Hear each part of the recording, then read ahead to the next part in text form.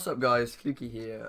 Today I've decided to restart my basic GFX Touch series, and this is basically just because I recently joined a team called Imagery, and this isn't really like many other teams in the fact that we also do tutorials, and we have other stuff like pack giveaways as well as doing speed arts and normal stuff like that.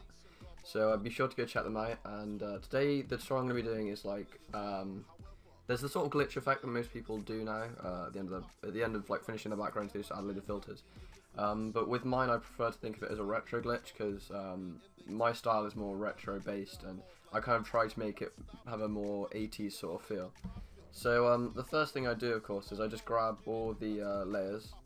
So just click on the top, go to the very bottom, hold Shift, click at the bottom, and you select all the layers, and then just merge them all like that. And then it's probably best that you merge it with the backing as well, because you want to get it over everything basically. Alright, once you've done that, the first thing I normally add is noise. So I go to do this, I go to filters, I go to noise, and I go to add noise. Now what I actually normally do before doing anything is duplicate the layer, because then I can change like the opacity over the top. So if I go back and do that again, and then I put it up to whatever I want, so I can put it up to something quite high like 16. And I can just lower the opacity like that. Another thing I normally do is I use a selection tool to make it so that the noise is more predominant in certain areas. So to do this, I'd normally use the ellipsis selection tool, and then I'd change it to something between 80 and 100. Then I'd select the area where maybe I don't want it as harsh, so I'm going to do that in the middle. Then I'm going to right click and put layer via cut. So basically now I can just lower the opacity in this middle bit, so it's a little bit more noisy around the edges. And then I might even do that again and just do a little bit more of an outside one like that, and then go to here again onto this bottom layer again, and then cut it again, and then just do that a little bit less. So it's more of a like a gradient from it being very noisy to not as noisy. And I do that quite a lot with most of my filters, just because I think it kind of, I don't know, I just like it to go like that. So once you've done that, you once again just merge it, all the layers. Basically with this I'm just going to try and show you everything I use, and hopefully, I always do it in a different order, so basically anything could happen, so we'll just see what happens. So once again, duplicate the layer. This time I'm going to try going into filter gallery, which for me, no, it's alright, sometimes it takes a little bit longer than usual. So I'm going to go into, first of all, distort, and then diffuse glow. This is kind of like the noise before, but it kind of like, it glows out from it a little bit, so it really gets the 80s sort of thing going there. And then once again, you can just mess around. If you think the grain's already too much, you can put the grain down a bit. You want to put the glow up a little bit, actually. That's a bit too much, of course. Maybe like that, and then press OK. What I normally do is, if I think the background looks better cleaner, I wouldn't actually put any of these on. So with, for example, for this background, I didn't actually put any filters on it. So once again, you just merge them, duplicate again.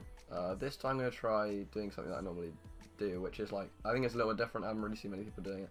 So you just go into filter, going to stylize, and going to wind.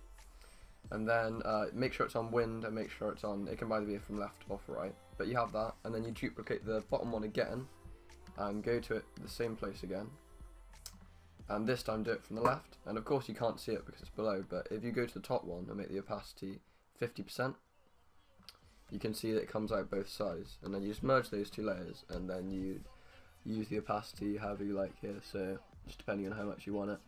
I use that in a majority of my backgrounds because I just think it like gives it a nice sort of, I don't know, I just like it because it looks good basically. So just merge those again. I'm going to go to filter gallery again, go to stylize, do the classic glowing edges. Most people seem to do this now, but when I do it I like to, oh shit, I didn't duplicate it, did I? There you go, let's do that. And then I like to screen it like that, so you've literally just got the brighter edges around the outside. Then I'll lower the opacity a bit like that. And if there's any bit that I don't think suits the colour range, like if you look just here, it's a bit green. I don't really want it to be that green, so I might use the pen tool to cut this bit out like this. Just select around the edges, right click, make selection, 0 feather radius, and then right click and cut that out. And then for this bit, I would go to I'd make a gradient map, and I want that bit to be yellow. So I'm just going to do a dark yellow to light yellow gradient, like so. This isn't exactly, I'll probably mess around with it a little bit more than this, but this is just for example. Then if you press hue, as you can see, it makes everything yellow. And then I just create a clipping layer over this bit, and as you can see, it just makes it yellow rather than being green, which is kind of what I was going for. Then once again, I'll just merge all of those, duplicate again. Just have a it's basically just having a go with everything. I might have another look in here. Honestly, guys, I think the best way of doing it is just by trying stuff out. So I remember one I always use also is glass. Then I like to put the distort down to, I think it's about 1. Maybe it's a bit more. Yeah, maybe like 2 or something like that. As you can see, it kind of gives it sort of the glitch effect that most people have. I'll just put that on, and I won't even lower the opacity on that because I just want to look a little bit like that. Now I'm going to use another technique which doesn't involve filters, and this is more of you're seeing people done this before in speed arts, and you might have thought, what is that? But there's a way where you can first you use the rectangle marquee tool, and you literally just click and drag, hold shift like this, literally just random places, and you may have seen people do this before, but I got another way of doing it, which I know it's just a lot easier, and you can basically make your own template. So what you do is, I've got my own pack here with it in, and basically what you do is, in here it's in glitch selection, and basically it's just a load of squares, and you can make this yourself just by literally dragging a load of squares. It's very, very easy. And the reason this is very useful is because instead of dragging them all out like that, you can just literally hold control and click in the thumbnail down here in the layers, and it makes the selection for you. And it's a lot quicker than doing it every single time. You can make loads of different ones. Like in my pack here, you can see I've got 3 different ones. So you can have like quite heavy, maybe like a few less, like for the third one. So once you've done that, you can just click on the bottom one. Instead of right clicking and going on cut, because it will cut it completely out, you just want to go on copy, or you can press Ctrl J, and as you can see, if you hide the top one, it just looks normal. But now if you press Ctrl T, maybe just press up on the arrow key and left on the arrow key, it makes that selection. Maybe if you want to mix it up a little bit, you can do something which I like to do, which is if you double click on it, and I've had a previous tutorial on how to do a RGB split using these 3 here, and basically I'm going to do a similar thing, but I'm going to just do it on the selected areas. So I'm going to try and find purple or pinky purple and yellow.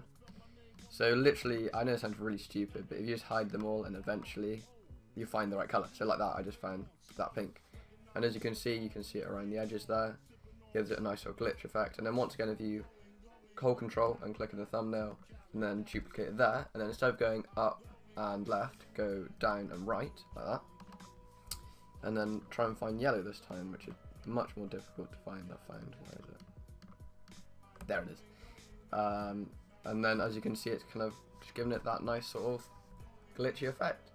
If any of you guys want any other tutorials, please be sure to comment what you want. Same on go find Ignite and go subscribe to them. I'll put a link in the description, of course. But you'll get a broad range of tutorials on there. Yeah, so I hope you enjoyed this tutorial, and I'll see you guys next time.